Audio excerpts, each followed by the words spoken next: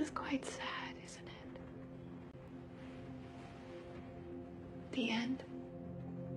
Oh, I don't know. The way I see it, if something makes you sad when it ends, it must have been pretty wonderful when it was happening. Truth be told, I've always felt it a bit lazy to just think of the world as sad, because so much of it is. Because everything ends. Everything dies.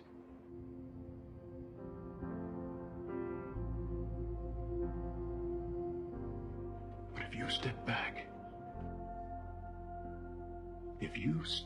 and look at the whole picture,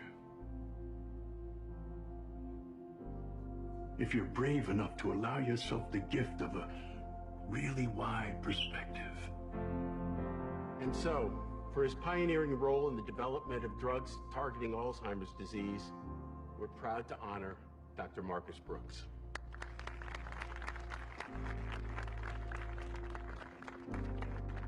You know, this all started from a number of cancer drugs that didn't work.